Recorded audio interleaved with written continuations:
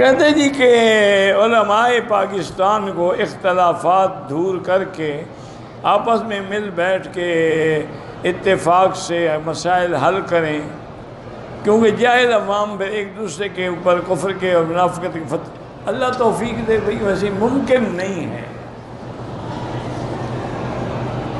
اگر اللہ چاہتے تو پوری دنیا میں اتحاد و اتفاق ہوتا، یہ منشا خداوندی ہی نہیں۔ وَلَوْ شَاءَ اللَّهُ لَجَعَلَ النَّاسَ أُمَّةً وَاحِدَةً، اگر ہم چاہتے تو ایک ہی طریقے پر امت پیدا کر دیتے کہ لا يَزَالُونَ مُخْتَلِفِينَ، لازم اختلاف رہے گا۔ اختلاف تو مقدس جماعت صحابہ میں بھی ہو گیا، سیدہ صدیقہ اور سیدنا علی کے درمیان ہو گیا، سیدنا علی اور سیدنا معاویہ کے درمیان، یہ فطرت ہے، اللہ کا نظام ہے، ہوگا۔ بس دعا کریں کہ اللہ ہمیں حق والوں کے ساتھ رکھے۔ لوگ کہتے ہیں کہ آیت کریمہ جو ہے نہیں پڑھنی چاہیے، یہ گرم ہوتی ہے، پھر قرآن تو سارا زیادہ گرم ہوگا نا۔ نہیں، جب تم پڑھتے ہو تمہیں آگ لگ جاتی، بس جہل لوگوں نے بنایا۔ بالکل پڑھا کرو، اللہ کے قرآن کا حکم ہے، حضور کا فرمان ہے کہ آیت کریمہ ایک ایسی آیت ہے کہ اس میں اسم اللہ الاعظم ہے کہ جس سے دعا مانگو تو قبول ہوتی ہے۔ تمہیں گرمی لگتی ہے، کبھی کہتے ہیں نام رکھا ہے جی بچہ بیمار ہے، نام بھاری پڑ گیا ہے، اتار دو جی وہ نام، کوئی ہلکا سا رکھ لو، کوئی چنڈو منڈو گلو گلو وہ رکھ لو، وہ تو بھاری نہیں ہوتے نا، کالو گلابو،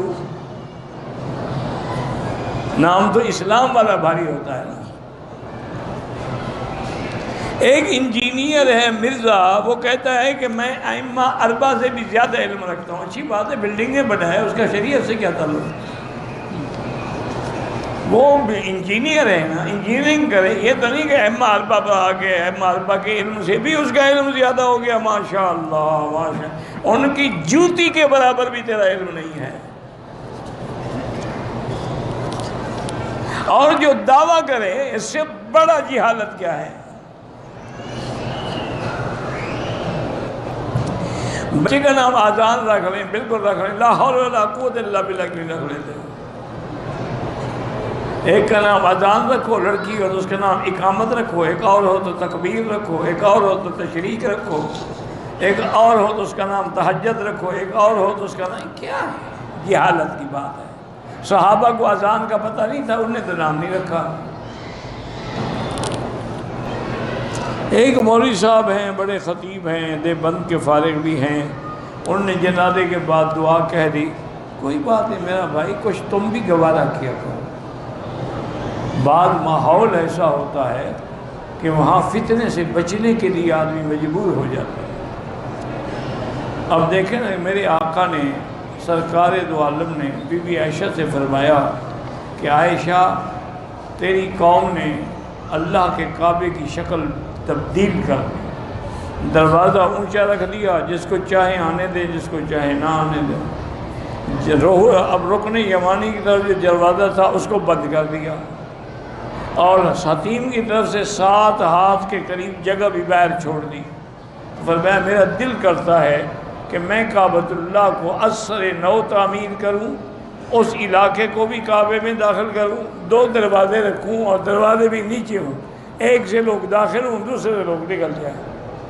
لیکن لولا قومک حدیث عہد، لیکن تمہاری قوم ابھی نئی اسلام میں داخل ہوئی ہے، اگر میں ایسا کروں گا تو کہیں گے دیکھو ایسا اللہ کے نبی آیا کہ خدا کا گھر بھی توڑ دیا۔